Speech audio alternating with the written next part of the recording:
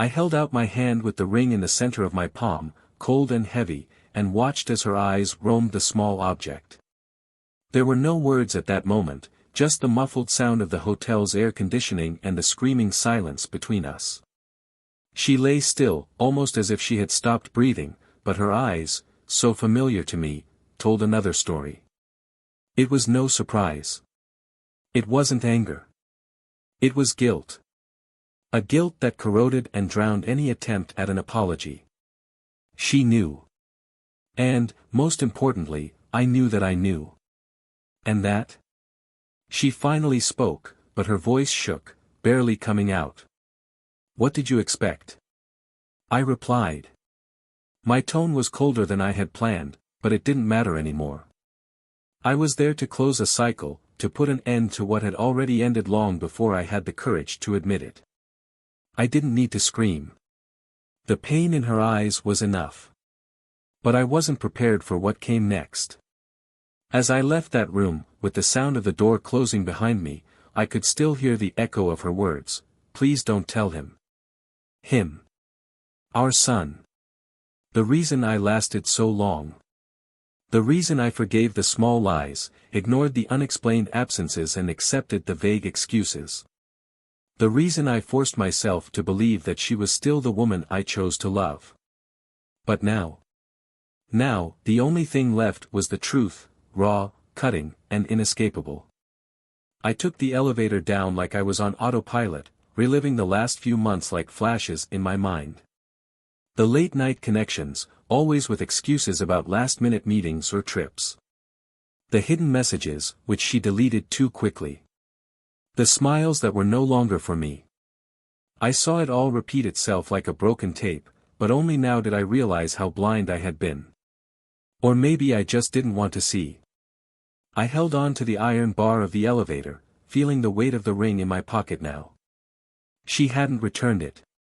She hadn't said a word other than that desperate plea to protect her son from knowing the truth. But what disturbed me most was the question that never left my head: how would he react? He adored his mother. It's always been like this. She was his hero, the perfect woman. And me? I was just the father. The provider. The man who never lacked anything, but was also never enough. As I drove home, my phone vibrated incessantly. I knew it was her, but I didn't have the courage to look. Instead, I let the thoughts take over. Did she think about what it would do to him? Did he consider, for even a second, that he was destroying not only our marriage, but his vision of family? Or did she think she could keep up appearances forever? But the most painful question was another: what if he took her side? The moment I parked the car in the garage, the knot in my stomach tightened. He was at home. And as I opened the door, I already knew I couldn't hide anything. There was no way to act normally after what had happened. And perhaps that was what I feared most, not the possibility of losing my wife, but the possibility of losing my son as well. Father? His voice echoed through the room, and I turned to face him. He was there, standing still, with that confused and innocent expression. For a moment, I felt like a coward. What if I just said everything was fine? That nothing had happened? That his mother was exactly who he thought she was? But I knew I couldn't live with that lie. Not after all. We need to talk, I said, and saw his smile fade. The words came out before I could stop them, and when I finished telling him what had happened, not going into too much detail, but making it clear enough, I saw something break in his eyes. First, it was denial. Then, anger. And finally, tears. It can't be true, he said, but his voice no longer held conviction. I'm sorry, was all I could say. And I really felt it. I felt for myself, for him and, in a way, even for her. But none of that mattered now. What mattered was that I had opened a wound that might never heal. He stood up suddenly, took out his cell phone and started typing. For a moment, I thought I was texting her, but then I realized she was calling. When the call went to voicemail, he threw the phone on the couch and stared at me. You shouldn't have told me, he said, his voice low but full of hurt. I couldn't lie to you. So what do I do now? Do I pretend none of this happened? Do I look at her as if she were still my mother? She's still your mother. No. It is not. And that's when I realized. Her betrayal hadn't just broken my heart. He had destroyed his. And as much as I wanted to fix this, I knew there was no way. What happened in that hotel wouldn't stay between me and her. It had spread, like a crack in a mirror, reaching everything around us. But the worst part? I knew this wasn't the end yet.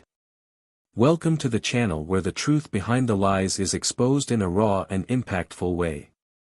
Here, we never support or romanticize betrayal. Our stories are fictional, but they carry a real and powerful message. Betrayal destroys homes, lives and hearts. Get ready to dive into an intense narrative, full of emotions, twists and painful truths. Hold on tight, because what you're about to hear could change the way you view trust, love, and loyalty. Now, take a deep breath, and good story. Michael adjusted his tie in the hallway mirror for the third time, trying to hide the uneasiness he felt. The reflection showed a man in his early 40s, still with a warm smile and a steady gaze, but now carrying something different, a weight. Maybe it was the tiredness of the last few weeks or just a reflection of years of uninterrupted routine. He turned around when he heard light footsteps coming down the stairs.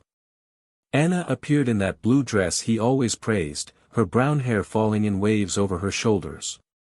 She looked untouchable, as if time had taken pity on her beauty. It still awakened something in him that was difficult to explain, a mixture of pride and insecurity.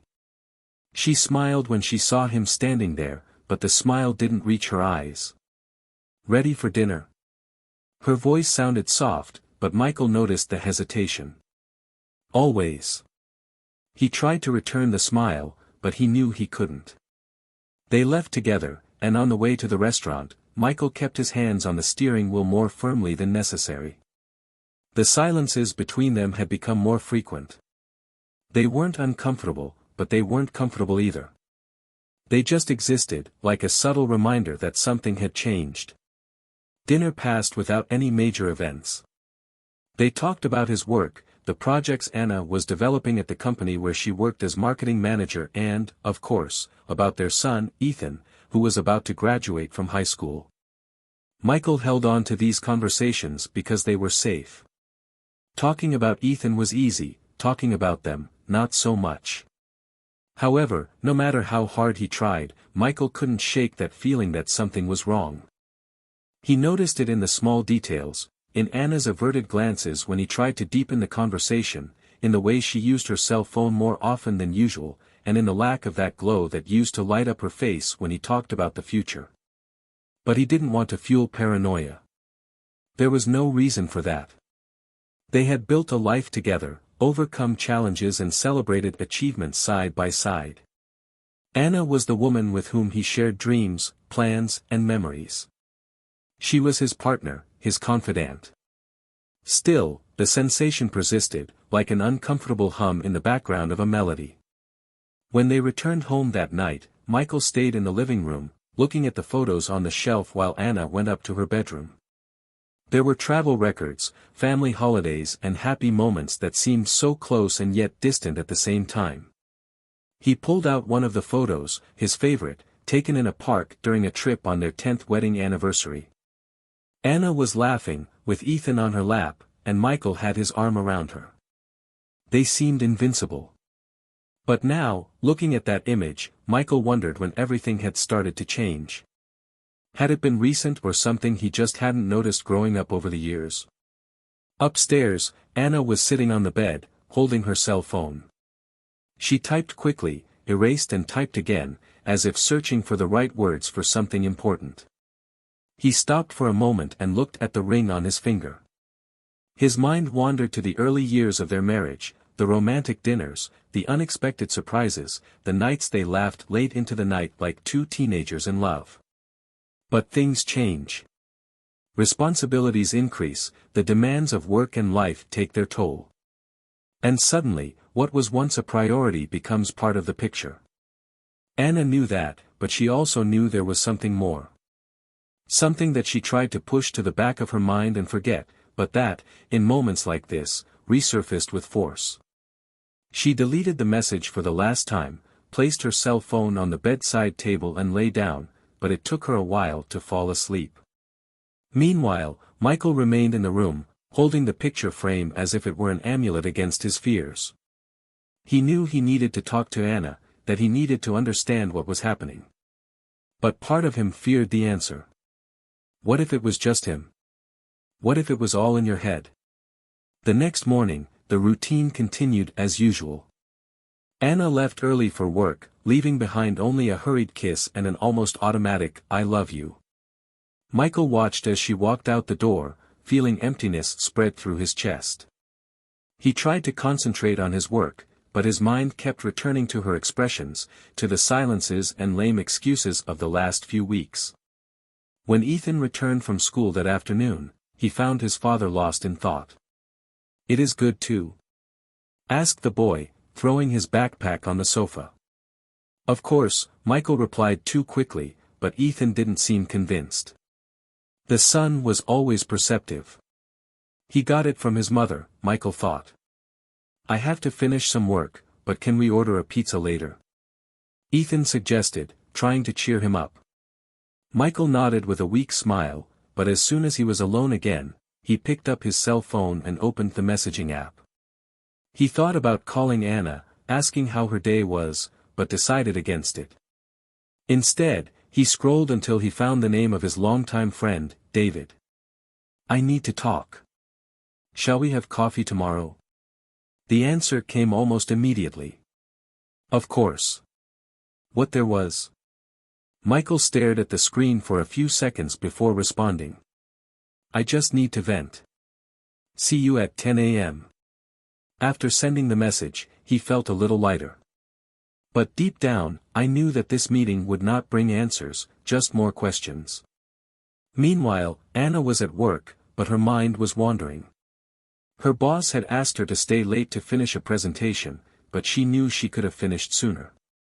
Deep down, I was avoiding going home so quickly.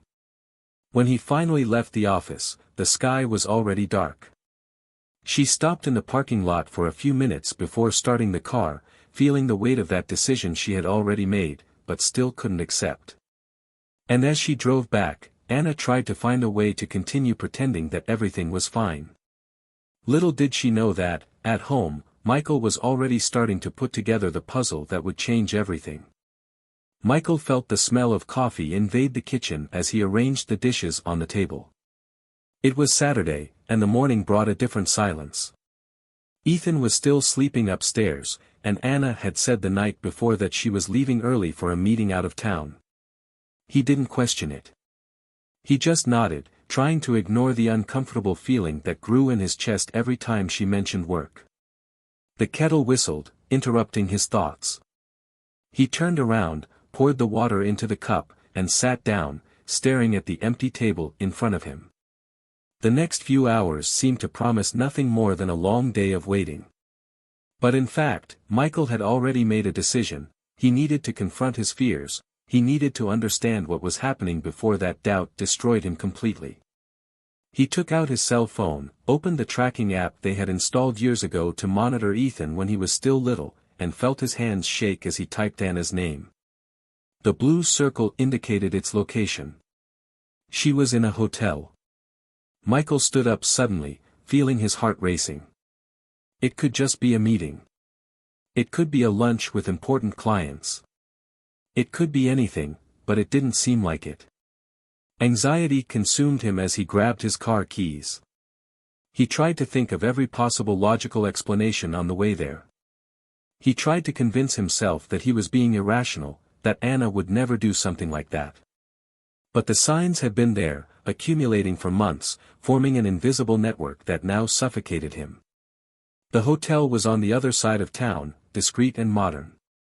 Michael parked the car in front of the entrance and stood there for a few minutes, watching people come and go. He was about to call her, but something stopped him. Perhaps the fear of hearing her voice and realizing, from her tone, that his suspicions were right. With heavy steps, he entered the lobby and went to the reception. The attendant smiled politely, but Michael ignored her friendliness. "I need to know if my wife is here." "Anna," he stopped before saying his last name, feeling the lump in his throat tighten. "I'm sorry, sir, but we are unable to provide information about our guests. Look, I just want to confirm that she's here. It's an emergency." The receptionist hesitated for a moment, but before she could respond, Michael saw something out of the corner of his eye. A glass door opened next to the elevator, and Anna appeared. She was laughing. Michael froze. For a second, time seemed to slow down. Then, he saw who was next to her, the boss. The man touched her arm with familiarity, and the look they exchanged was enough to shatter any illusion Michael was still trying to maintain. He felt the ground disappear. The laughter, the touching, the closeness, everything seemed so natural between them that Michael was sure this wasn't the first time. Anger rose like an out-of-control fire, but he took a deep breath, trying to maintain control. "Not there. Not like that." Anna stopped when she saw him. The smile disappeared instantly, replaced by a panic she couldn't hide. "Michael." His name came out as a whisper, but the guilt was evident. The boss looked from one to the other and backed away slightly, as if he knew this wasn't his fight. Michael clenched his fists and took a step forward. "So that's it?" His voice was firm, but there was an undeniable pain behind the words. Anna opened her mouth to respond, but couldn't. She looked at her boss, then at Michael, as if looking for a way out. "Please, let's talk somewhere else." "No," Michael shook his head. "You've already talked enough." The boss mumbled something about needing to leave, but Michael didn't take his eyes off Anna. The silence between them was deafening, and he knew that any word spoken at that moment would be empty. There was no justification. There was no explanation. She finally tried to touch his arm, but Michael backed away. "Don't touch me." Anna swallowed hard, and tears began to fill her eyes. "It's not what you think, it is not. Because from my point of view, it looks exactly like that." His voice trailed off for a moment, but he continued. "You lied. And now it all makes sense." Anna looked around, noticing that some people in the lobby were beginning to notice the tension.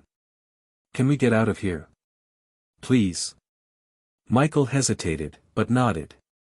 She guided him to the parking lot, and the two of them stood in silence beside his car. "I can explain, I don't want explanations. I want to know how long it has been." Anna lowered her head, and he noticed that she was shaking. 6 months. The answer hit like a punch. He closed his eyes for a moment, trying to absorb the impact, but all he could feel was the emptiness spreading inside him. "I ask you, Anna, at what point did it stop being about us?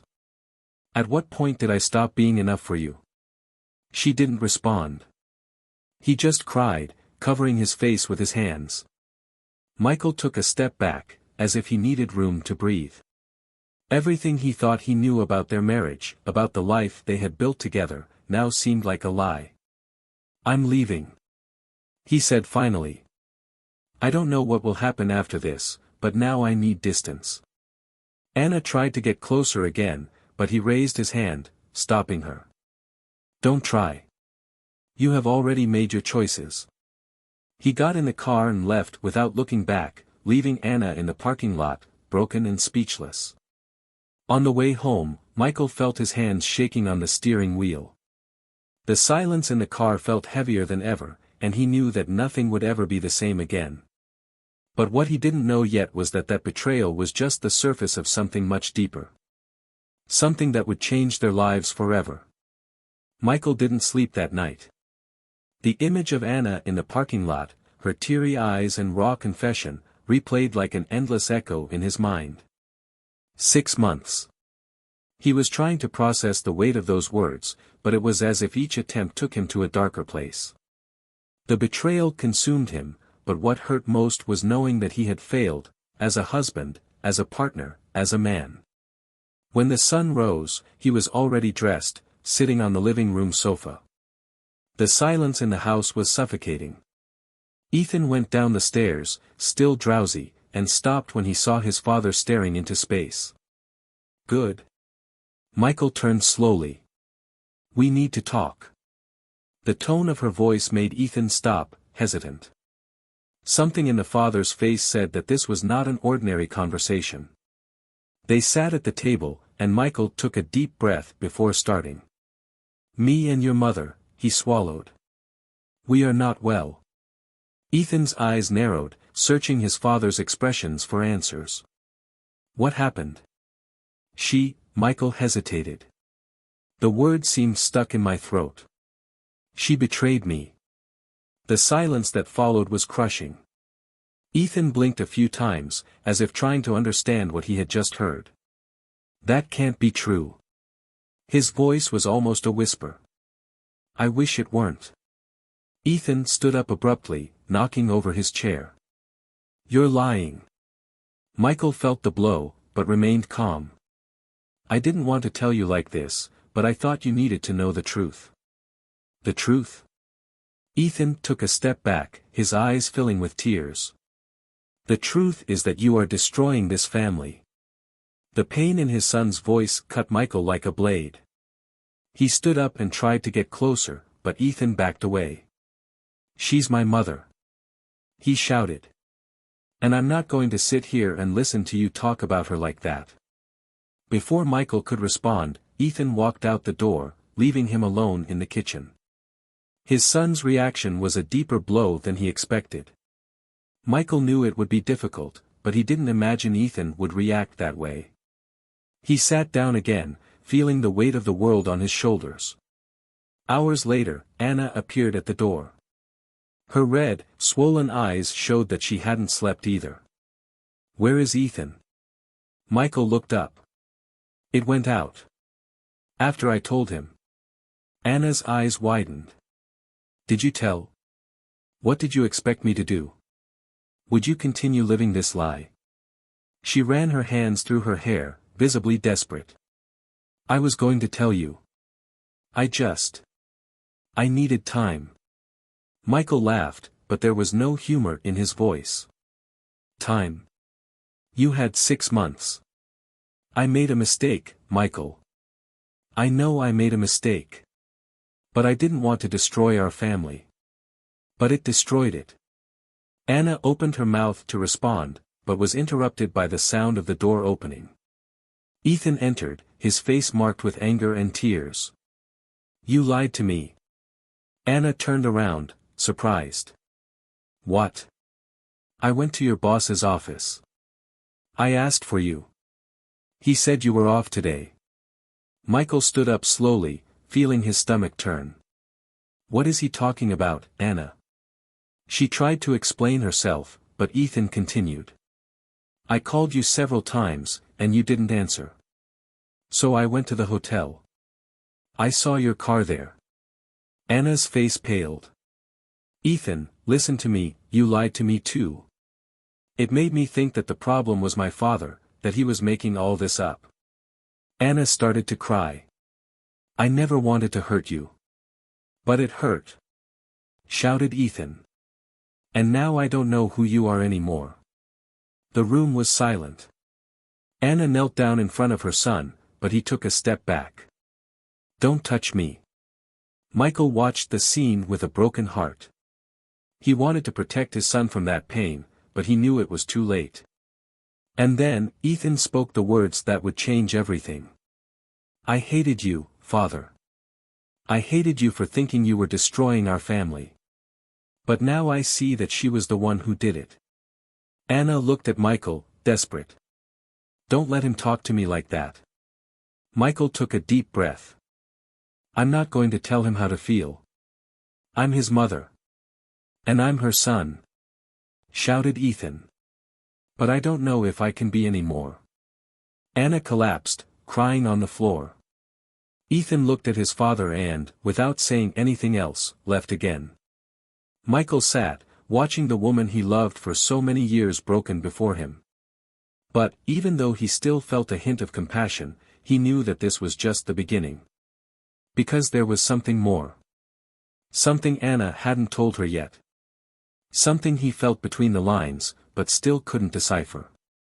And when he finally discovered the truth, he knew everything would change once again. Michael stood in the kitchen, the sound of Anna's muffled cries echoing through the house. Her breathing was short, uneven, and yet he couldn't get closer. Something inside him had broken, something that couldn't be repaired.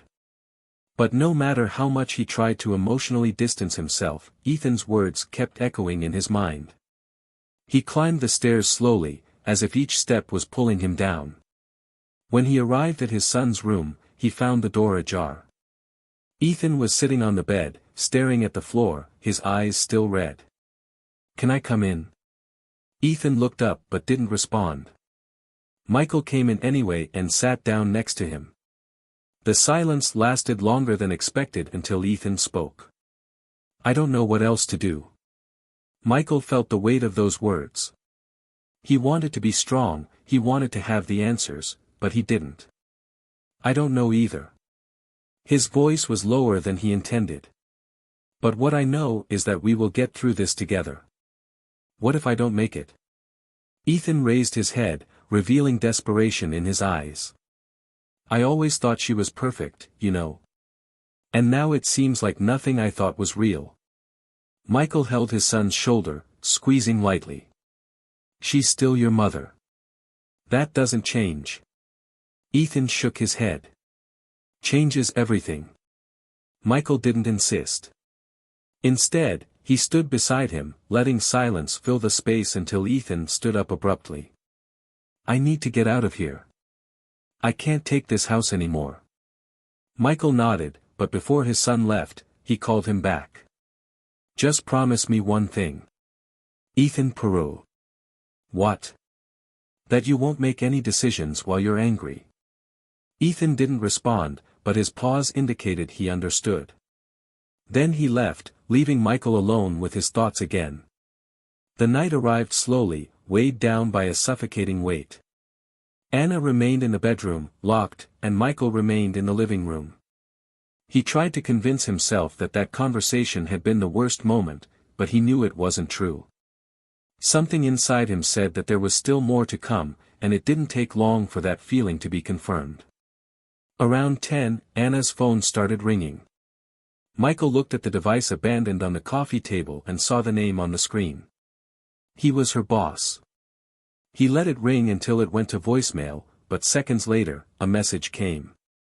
Michael didn't want to look, but his eyes were caught by the glow of the screen. And before he could control himself, he picked up the phone and unlocked the screen. The message said, "I need to talk to you."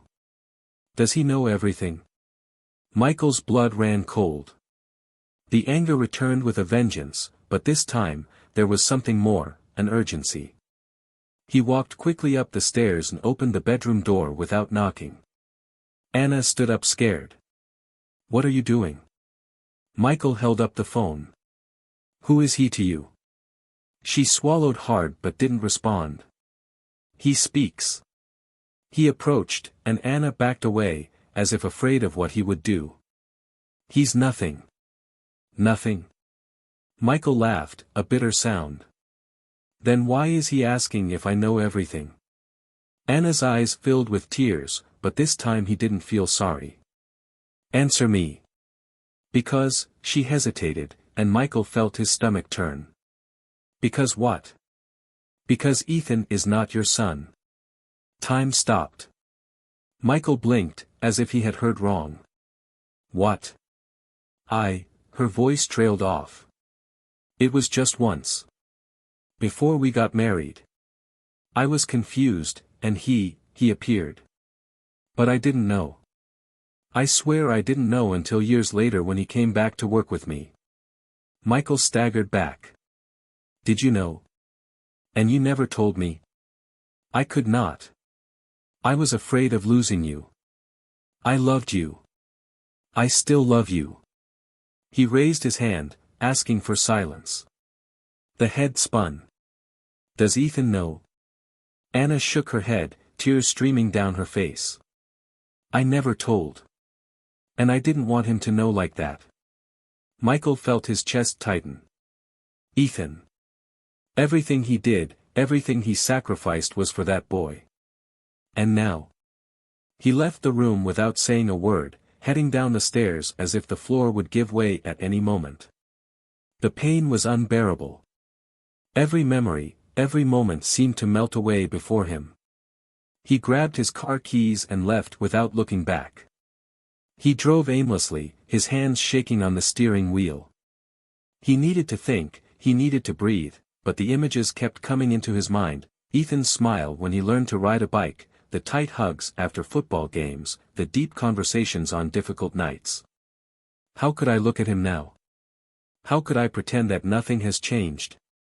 When he finally stopped, he was in front of Anna's boss's office.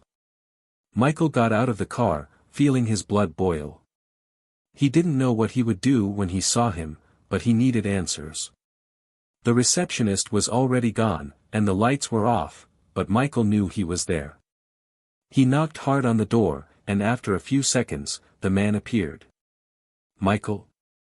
Without thinking, Michael pushed him inside and closed the door behind him. Did you know? The boss raised his hands, trying to calm him down. Let me explain, did you know or didn't you know? Yes.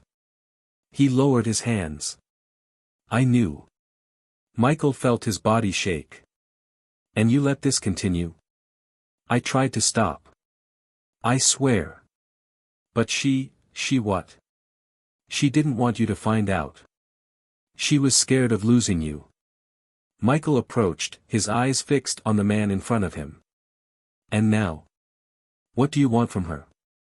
The boss hesitated, but then lowered his head. I love her.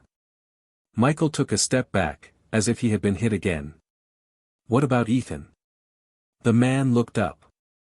I just want to be part of his life. The words echoed in Michael's head.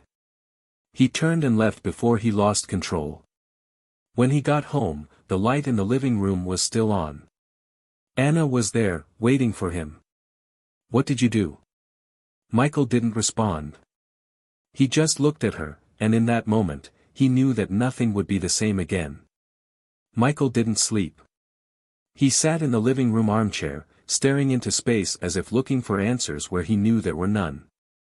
Anna's confession still echoed in his mind, each word like a blade sinking deeper. Ethan wasn't his son. He repeated the phrase silently, as if saying it out loud would make it more real. But it was already real. The pain in the chest, the lump in the throat and the feeling of betrayal left no room for doubt. He felt like part of who he was had been ripped away. Everything he built, every decision, every sacrifice made in the name of his family, now seemed like a cruel lie. Anna was in the room, or at least that's where he thought she was. I hadn't gone after her. I couldn't. Not after everything you found out. He needed time, space to breathe, but he knew that running away wouldn't solve anything. Ethan was still outside. Your son. Or maybe not anymore. When the clock struck 3 in the morning, Michael got up and picked up his cell phone. No message from Ethan. He called, but the call went straight to voicemail. Tried again, but nothing. The silence of the phone increased the anxiety that was already burning in his chest. He took the car keys and left, driving aimlessly. He searched the nearby streets, went to the house of his son's friends, but no one had any news. He stopped at a gas station and texted, "Please tell me where you are. I just want to know you're okay." The answer came minutes later. I am fine. I need time. Michael let out a sigh, but the anguish continued. He knew he couldn't force a conversation. Ethan needed to process everything, just like he did. Returning home, he found Anna sitting on the stairs. Her eyes were swollen, and she looked at him with a mixture of guilt and fear. Did he respond? He asked, his voice weak. Michael nodded. He said he needed time. Anna covered her face with her hands. I ruined everything. Michael felt the anger return, but he forced himself to maintain control. Yes. You ruined it. She looked up at him, but there was no more pleading. Just acceptance. I loved you. Always. Her voice shook. But I was afraid. When I found out, Ethan was already ours. I couldn't take it away from you. Michael took a step back. You didn't take anything from me. The pain in his voice overflowed. You took everything away. You took away the truth. You made me live a lie. I know. She let the tears fall, but Michael no longer felt sorry. And now? He crossed his arms. What do you want from me? I want, she hesitated, but her voice trailed off. I want to fix this. Michael laughed, but the sound was empty. To repair. There's no fixing it. She stood up and took a step towards him. I'm not asking you to forgive me. Just, don't give up on him. Michael felt his stomach turn. Do you want me to pretend like none of this happened? That I continue to be his father as if it didn't matter? It's not about pretending. Anna shouted. It's about loving. You love him, don't you? The question caught him off guard. Of course I love it. So that's what matters. He needs you. More than ever. Michael opened his mouth to respond, but nothing came out. He knew she was right, but how could he just move on? How could he look at Ethan and not see the face of the man who destroyed his family? Anna continued. You were his father from day one. You were the one who stayed awake the nights he had a fever. You were the one who taught him how to ride a bike and who helped him with his homework. That doesn't change, Michael. He turned his face away, trying to hold back the tears. But it changes for me. Anna took another step. Then fight it. For him. Michael closed his eyes. I wanted to believe I could overcome this, but everything felt so wrong. The next morning, Ethan returned home. He entered without saying a word and went straight to his room.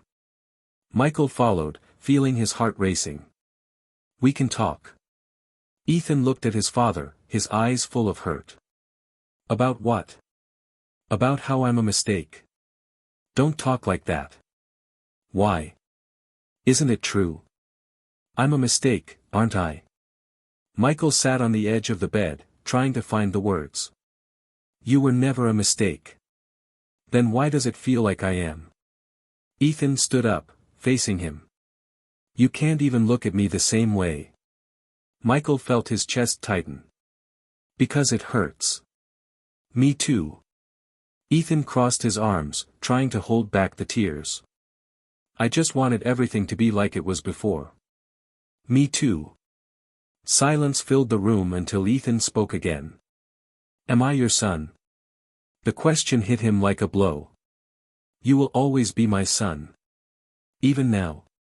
Michael stood up and placed his hands on his son's shoulders. Nothing changes that. Nothing. Ethan collapsed into his father's arms, and Michael held him, feeling the tears he was fighting to hold back finally fall. Anna watched from the doorway, unseen, with silent tears streaming down her face. Later, when the house finally fell silent, Michael sat on the couch, reflecting. He knew the road ahead would be long and difficult. I knew I could never erase what happened. But for Ethan, he was willing to try. And for the first time in days, he felt a spark of hope. However, that hope carried a weight. Because despite his decision to move on, Michael knew he would never forget what was taken from him. And he knew that, even if he was willing to forgive Ethan, the wound left by Anna might never heal completely. Michael parked the car in front of the house. Light rain ran down the windshield, distorting the streetlights. He stayed there for a few minutes, holding the steering wheel tightly. The conversation with Ethan still echoed in his mind. His son's words, filled with pain and confusion, had been like knives, but they also brought clarity. Michael knew he needed to move on, but that didn't mean forgetting. He walked through the door and found Anna in the living room, sitting on the sofa with a cup of tea in her hands. She looked at him but said nothing. He seemed to have accepted the fact that words could no longer remedy what had been destroyed. "Did he sleep?" Michael asked. Anna nodded. "I was exhausted." Michael took a deep breath and sat down in the armchair across from her. The silence was heavy, but this time, there was no need to break it. They both knew that this moment was just the beginning of the end. "I've decided I'm going to stay with Ethan," Michael said finally. Anna looked up, surprised. "What?" "He needs me. And I need it." "And me?" Her voice broke. Michael stared at her. "I can't trust you anymore." "I tried, Anna. I tried to convince myself that we could get through this, but I can't."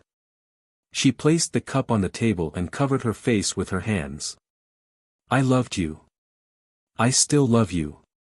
I loved you too. But love cannot survive lies. No to that lie." Anna sobbed, but Michael didn't move. He felt compassion, but he also knew that this compassion was not enough to save them. "What will happen now?" she asked, looking up, her eyes swollen. "I'm going to ask for custody of Ethan. I will fight for it. He's my son." Anna shouted, but her own voice wavered. "And you lied to him his entire life." Michael stood up. "You're going to have to deal with this." Anna was silent. She knew she was losing everything. The next morning, Michael took Ethan to lunch. The two were calmer, although the tension was still present. Ethan fidgeted with his cell phone, avoiding eye contact. "Do you want to talk about yesterday?" Michael asked. Ethan shook his head. "Not yet." Michael respected the silence. He knew his son needed time. But as they ate, Michael noticed something different in Ethan's eyes. There was a determination there, something he hadn't seen before. "I want to be with you," Ethan finally said. Michael looked at him, surprised. "He is sure." "I have. I don't want to be with her. I can't trust her." Michael swallowed hard. "I knew this would be difficult for Anna, but I also knew that I needed to prioritize my son." In the following days, Michael began the separation process and asked for custody of Ethan. Anna tried to fight, but the confession that she had lied about her paternity weighed against her. In the end, the judge granted shared custody, but Ethan made it clear that he preferred to live with his father. Anna fell into a cycle of depression. He lost his job and, over time, began to isolate himself. He tried to get closer to Ethan, but he remained distant. Anna's boss, who had promised support, disappeared from her life as soon as the scandal came to light. With no job, no family and no allies, Anna was left alone.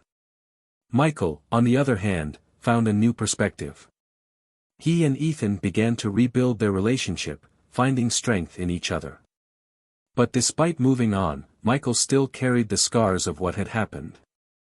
Months later, he met Rachel, a childhood friend who had moved back to the city. She brought lightness and understanding, something Michael didn't know he needed until he found her. Ethan also became close to her, seeing Rachel as a support figure who helped him deal with the pain left by his mother. Little by little, Michael began to believe in love and trust again. Anna, on the other hand, remained stuck in the past. He tried to ask for forgiveness several times, but neither Michael nor Ethan were ready to give him that chance. Time passed, but the shadow of that betrayal never completely disappeared. Michael learned to live with it, transforming pain into strength to protect his son and build a different future. And now, looking at his son sitting next to him in the car, laughing at a silly joke, Michael knew he had made the right decision. Still, part of him would always wonder how it could have all been different. If you've made it this far, leave your comment saying what you thought of this story. Your opinion is very important. Don't forget to subscribe to the channel for more impactful stories like this. And remember, cheating is never the answer. Until next time.